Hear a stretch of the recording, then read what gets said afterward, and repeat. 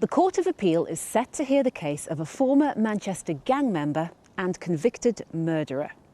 Dwaine George was jailed for 12 years when a teenager was shot dead in Miles Platting. He denied the murder, but was found guilty when the jury heard detailed forensic evidence about the gun. We asked Michael Gradwell, once one of the country's most experienced detectives, to investigate the case. He was a diamond in a rough surrounding, who will be sadly missed by everyone who had the pleasure to be. The murder in 2001 of 18-year-old Daniel Dale shocked Manchester, a city already dubbed Gunchester, as gang warfare claimed 30 lives in just 5 years. Disputes over drugs, money, territory and reputations spiralled into killings. Bullets took criminals and innocents alike. This is the man convicted by a jury of Daniel Dale's murder. Dwaine George served 12 years in prison and was released late last year. He's always denied involvement in the killing and now hopes to clear his name. He was a teenager when he joined the notorious Cheetham Hill gang. People feared it. You went places, people respect you because they feared it. As a gang who was known for robberies, drugs, partying, we would get in fights from time to time, and that was the life really. Were people scared of you? Some people were, yeah. Incidents would happen spur of the moment, in town, in different areas. You could just meet a group of guys, something could happen, a confrontation, and we could end up fighting.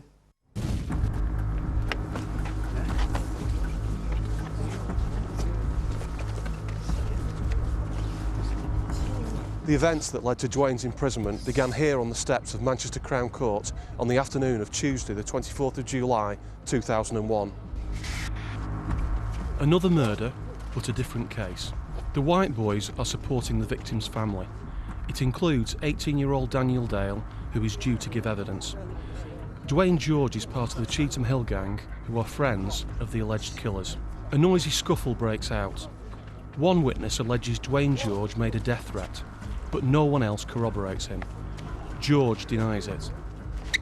The confrontation is the start of a chain reaction. Within 24 hours, Daniel Dale will become an innocent victim, leading to yet another murder trial. Oh, you man are ready. Should be ready. Should be ready. Should be ready. One day later, and there's been another incident. Cheetham Hill has backed down in a street encounter with the White Boys, who outnumbered them. Now they feel they've been disrespected, and some are seeking retaliation.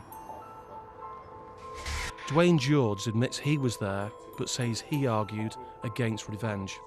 So, why didn't you retaliate on this occasion? I said leave it till another time. And what would that have been? It could have been anything. It could have just been bats, it could have been sticks, it could have been if people wanted guns, but for me, at my particular moment, that time was, for me, it's not the time. At his home, Aaron Cunningham stores a gun for Cheetham Hill in return for regular supplies of cannabis. Nathan Loftus, an old school friend of Dwaine George, makes a call. Coming to get that thing. Right. A minute later, Nathan calls back. The arrangement's changed. I'm not coming. It'll be Dwaine George. Now Aaron Cunningham is expecting to see Dwaine George. In Miles Platting, the white youths, including some from yesterday's fracas at court, are on edge. They're expecting retaliation. Aaron Cunningham waits in his house, ready to deliver the weapon. Later, he tells police. I saw the car drive off through the kitchen window. Dwaine was driving, and Ryan was in the front passenger seat. Later, when this case came to court, Aaron Cunningham, who was under police protection, appeared as a Crown witness. He changed his story. He said, I didn't see him properly. I didn't really have a proper look on that. I just presumed it was Dwaine.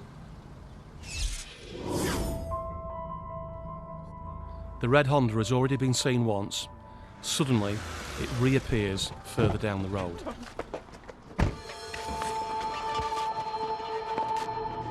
I immediately knew it was the Cheetham Hill lads. and I just knew they would have guns. When you start to analyse what each of the witnesses saw in this murder, you end up with a confusing picture. Two men got out from the front near side and the rear near side doors of the red car. They both had a gun. They were about 5'10" and both wore masks. Both rear doors opened and two black males got out. The guy behind the driver's seat was small in height. The second guy was much bigger, about 6 foot to 6'3". Both didn't have anything covering their faces. I'm trying to find out why witnesses to the same event can often see things completely differently. So I've come here today to the Royal Holloway University near Windsor to speak to one of the world's leading forensic psychologists and hope that they can shed some light on exactly why that is. Why does it happen that there's so many different accounts by these witnesses? This is not too surprising because the witnesses are not expecting to have their memories tested, so they'll be attending to different things, they'll be experiencing different levels of emotion, they'll have different priorities as to what they will notice. Witnesses find it very difficult to make judgments of, say, height. For example, I'm quite short, so I'm likely to describe you as very tall. The last 2 or 3 decades of research show that eyewitnesses can be unreliable. When detectives investigate a shooting, they look for gunshot residue, the microscopic particles ejected during firing. These particles can land on the shooter and their clothing. The more particles, the stronger the link between weapon and suspect. In a coat at Dwaine George's house, forensic teams find gunshot residue, but only 2 minute particles. And in a car belonging to Dwaine's mother, they discover a spent cartridge case, which he admitted was his. I was in the house with my friend. He had a gun. He was messing around with the gun. The gun accidentally went off and he shot me in the foot. And I always kept that cartridge as a reminder of that incident. What do you find now with gunshot residue? Is it used much as the main thread? The shell case wasn't connected to the murder, but could it have contaminated the coat? A spent cartridge was found in a car that is associated with Dwaine George. Could that have a bearing on anything? Very much so. One spent cartridge case will contain tens, if not hundreds of thousands of gunshot residue particles. It'll be a repository of gunshot residue. And because these particles are so small, normally 1, 2, 3 microns, even from a spent cartridge, they can become easily airborne and contaminate everything around them. In the years since the murder, courts have become cautious about the value of gunshot residue. So with just 2 particles of the dust-like material, was it reliable evidence?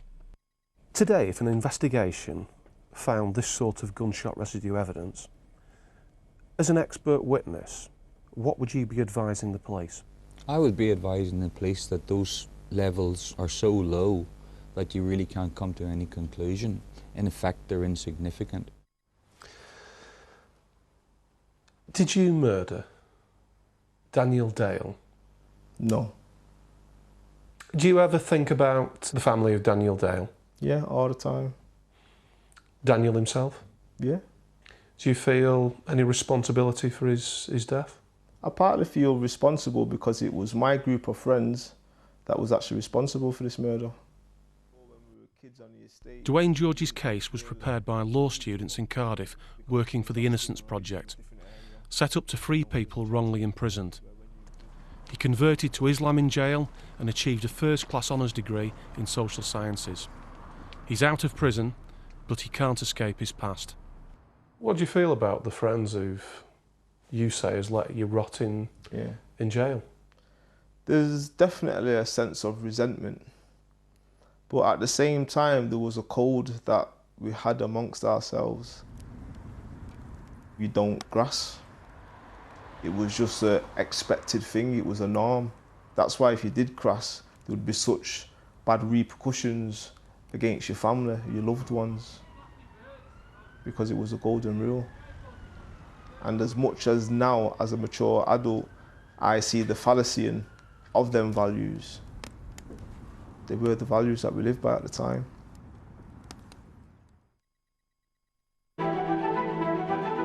Coming up, why Cumbrian artist Percy Kelly died penniless. He'd write to somebody a really nice letter with an illustration on and say, you know, I'm really missing that painting, do you think I could have it back?